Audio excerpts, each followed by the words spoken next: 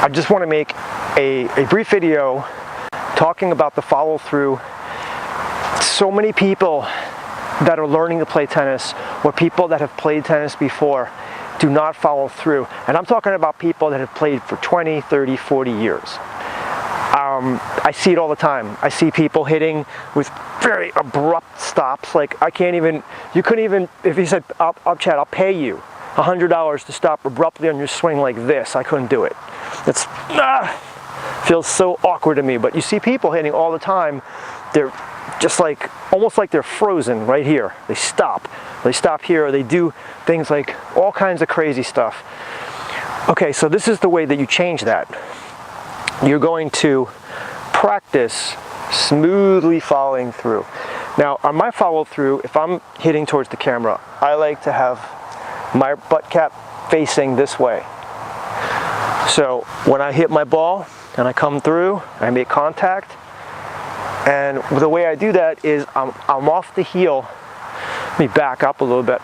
I'm basically off the heel here, and I turn my body a little bit. It gives me a little something extra. Here, so to demonstrate that, I'll hit a shot and I'll show you my follow through.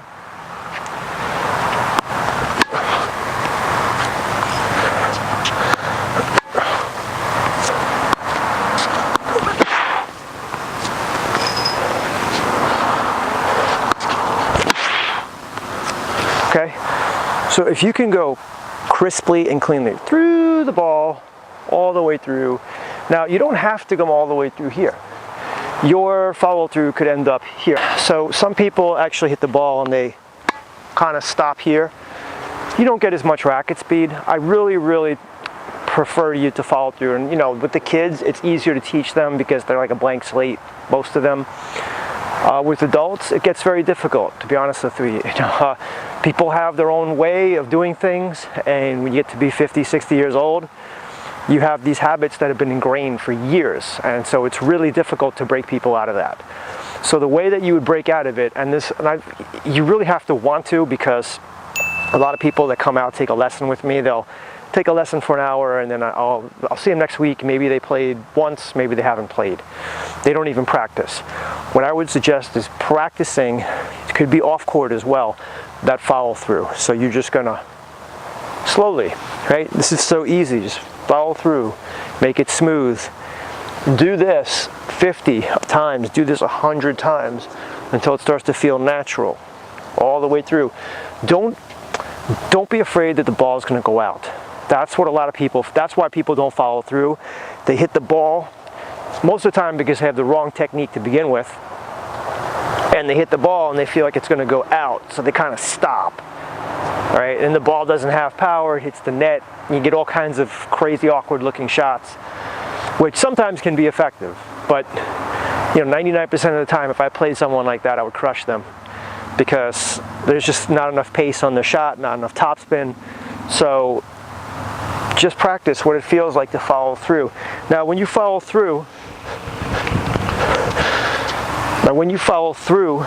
and you hit that shot, for the forehand, for you righties, your right heel has to come up, okay?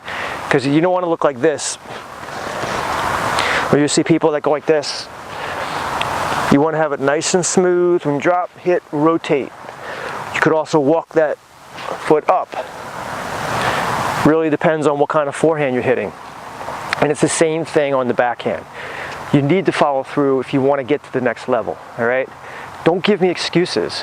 You can do this 50, 100 times every night until it feels comfortable. So, okay? So we're talking about the one-hander. For the one-hander, when you hit your shot, this can be your follow through. This is acceptable on a one-hander to follow through right here. Just like that. If you want to be more like ATP, you know, pro type backhand, and if you're flexible, then you're gonna follow through over here. Make sure your hand comes behind you when you hit. Okay, I'm not that flexible. I prefer a little bit more of a follow through here rather than all the way there like them. Okay, so let's take a look at the follow through on the backhand.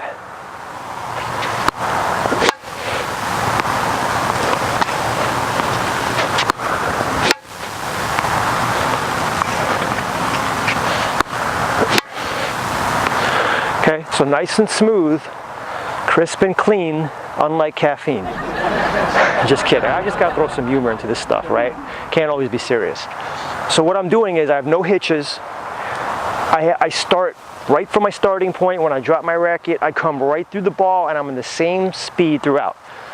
Don't let anybody tell you to accelerate. You know, you don't start off slow and then accelerate. It's a nice smooth swing, the same speed all the way through. Sometimes you're going to swing slow, sometimes you're going to swing fast. It just depends on what you're doing.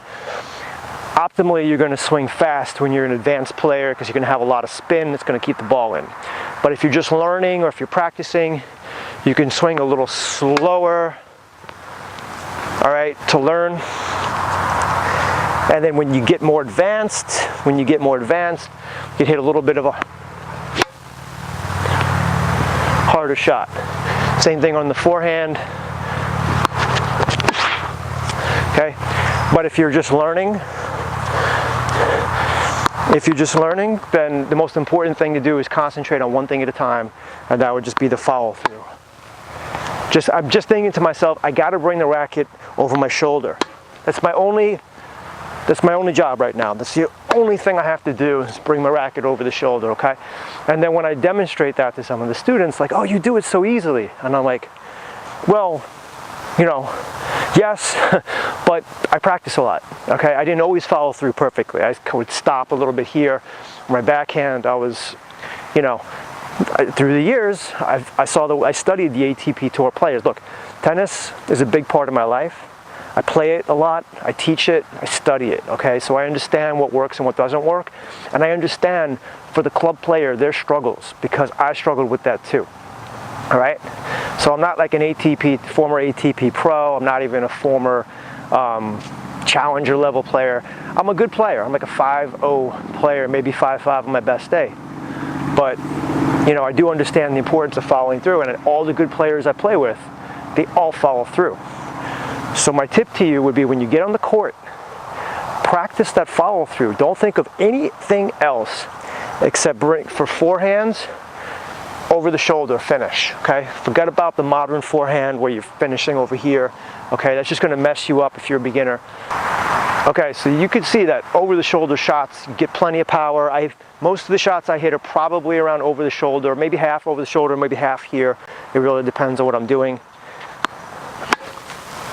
Okay, nice deep shot over the shoulder.